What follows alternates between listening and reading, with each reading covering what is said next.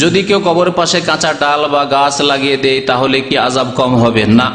তবে নবী করিম সাল্লাল্লাহু আলাইহি সাল্লাম গাছ লাগাননি, ডাল পুঁতে ছিলেন দুটো। যখন ওই দুটি কবরে, সময়ের স্বল্পতার জন্য ওই হাদিসটাকে সংক্ষেপ করে দিচ্ছি, তাদের দুটো খেজুরের ডাল কেটে পুঁতে দিয়েছিলেন আর বলেছিলেন যে লাআল্লাহু আন ইউখাফফাফা আনহুমা মা লাম ইয়াইবিসা, আমি আল্লাহর কাছে আশা করি যে যতক্ষণ এইগুলি শুকায়নি, যতদিন শুকায়নি এই ডালগুলি, ততদিন কবরের আযাব কি হবে? শেষ হয়ে যাবে না, ইউখাফফিফ হালকা হবে বলেছিলেন। তারপরে যতদিন শুকায়নি বলা হচ্ছে কেন?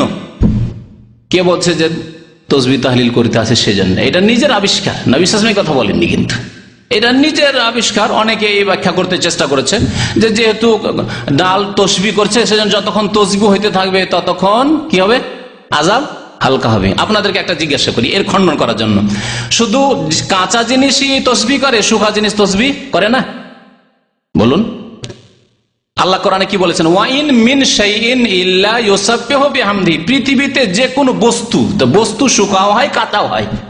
আরে পিলারও তসবিহ করছে, মাইকও তসবিহ করছে, স্ট্যান্ডও তসবিহ করছে, লাইটও তসবিহ করছে, মানুষও তসবিহ করছে, জিনও তসবিহ করছে, ঘড়িও তসবিহ করছে, চন্দ্র সূর্যও তসবিহ করছে, পাহাড় পর্বত শুকনো পাথর তাও তসবিহ করছে। ওয়াইন মিন শাইইন ইল্লা ইউসাব্বিহু বিহামদি, শুকা ডালও তসবিহ করছে, কাঁচা ডালও তসবিহ করছে, পাতাও তসবিহ করছে, শুকা পাতাও তসবিহ, সব তসবিহ করছে, কাপড়ও তসবিহ করছে। আল্লাহর কথা এটি সত্য। ওয়াইন মিন শাইইন ইল্লা, আর সত্য কেন? নবী করিম সাল্লাল্লাহু আলাইহি ওয়াসাল্লামের হাতে মুঠে, এটি একটি মুজিজা, নবী সাল্লাল্লাহু আলাইহি ওয়াসাল্লামের হাতে মুঠে নিতেন নবী সাল্লাল্লাহু আলাইহি ওয়াসাল্লাম এই পাথরগুলি, পাথর হাতে নিতেন আর তসবিহ শুনতে পেতেন নবী সাল্লাল্লাহু আলাইহি ওয়াসাল্লাম। সুবহানাল্লাহ সুবহানাল্লাহ সুবহানাল্লাহ, আল্লাহু আকবার। এই হচ্ছে নবী সাল্লাল্লাহু আলাইহি ওয়াসাল্লামের মুজিজা। তাহলে পাথরে কি রস আছে নাকি? পাথরে তসবিহ নবী সাল্লাল্লাহু আলাইহি ওয়াসাল্লাম শুনতে পেতেন। ওয়াইন মিন শাইইন ইল্লা ইউসাব্বিহু বিহামদি, এমন কিছু নেই পৃথিবীতে যে তসবিহ করে না। ওয়ালাকিন লা তাফকাহুনা তাসবিহাম, কিন্তু তোমরা তাদের তসবিহ বুঝো না। কেমন করে? মাইক কেমন করে তসবিহ করছে, কাপড়ে কেমন করে তসবিহ করছে, লোহাতে কেমন করে তসবিহ করছে, বুঝেন না আপনি, আল্লাহ জানেন। তাহলে বোঝা গেল যে এই তসবিহর কারণে কবর আযাব হালকা হয়েছে, এই ব্যাখ্যা ভুল ব্যাখ্যা। বোঝা গেল না? তাহলে কি সহি ব্যাখ্যা কি? তাহলে সেটা শুনে, সহি ব্যাখ্যা হচ্ছে যে যেহেতু এরা গুনাহগার সেজন্য চিরকাল কবর আযাব হালকা হবে না।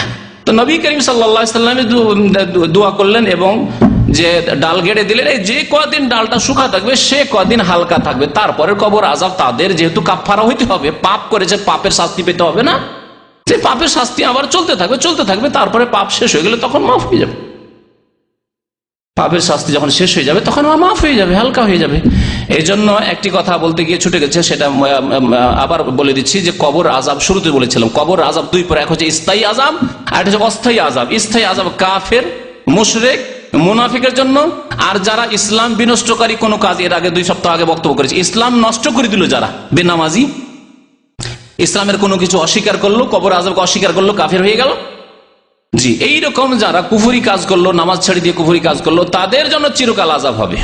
আর বাকি যারা এমনি অন্য গুনাহগার, কাবিরা গুনাহ, তাদের চিরকাল কবর আযাব হবে না, দীর্ঘকাল হবে, কারো এক কাল হবে, কিছু কাল হবে, তারপরে যখন তার গুনার তার শাস্তি হয়ে গেছে তখন তাকে সাধারণ অবস্থায় ফিরিয়ে দেওয়া হবে। মুমিন যেহেতু, তখন আর কবর আযাব হবে না, কবর আযাব বন্ধ হয়ে যাবে।